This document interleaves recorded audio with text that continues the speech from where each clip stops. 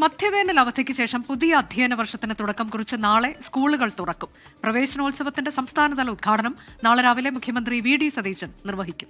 പ്രവേശനോത്സവം കളർഫുൾ ആക്കാനുള്ള ക്രമീകരണങ്ങൾ പൂർത്തിയായെന്ന് വിദ്യാഭ്യാസ മന്ത്രി എൻ ശംസുദ്ദീൻ 24നോട് പറഞ്ഞു. പുത്തൻ പ്രതീക്ഷകളുമായി ഒരു അധ്യയന വർഷത്തെ കൂടി വരവേൽക്കാനൊരുങ്ങി കേരളം. 1ാം ക്ലാസ് മുതൽ 12ാം ക്ലാസ് വരെയുള്ള 42 ലക്ഷത്തോളം വിദ്യാർത്ഥികൾ.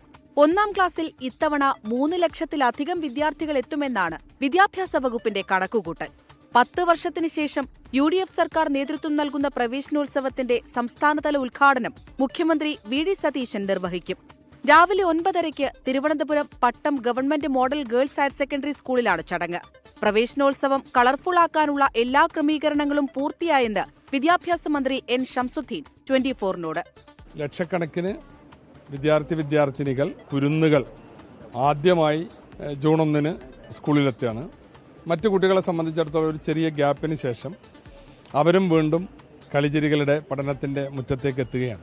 പുതുതായി അധ്യയന വർഷം ആരംഭിക്കുന്ന കുട്ടികളെ സംബന്ധിച്ചിടത്തോളം ജീവിതത്തിലെ ഏറ്റവും അനർഘമായ ഒരു നിമിഷമാണ്. വിദ്യാർത്ഥികളിൽ സൈബർ സുരക്ഷ സംബന്ധിച്ച ബോധവൽക്കരണം ലക്ഷ്യമിട്ട് പോലീസ് നടപ്പാക്കുന്ന കിഡ് ഗ്ലൗ പദ്ധതിയുടെ ഭാഗമായി പ്രവേശനോത്സവ ചടങ്ങുകളിൽ സൈബർ സുരക്ഷാ പ്രതിജ്ഞയെടുക്കും. പാഠപുസ്തക വിതരണം ഇന്ന് പൂർത്തിയാകുമെന്ന് പൊതുവിദ്യാഭ്യാസ വകുപ്പ് അറിയിച്ചു. 24 തിരുവനന്തപുരം.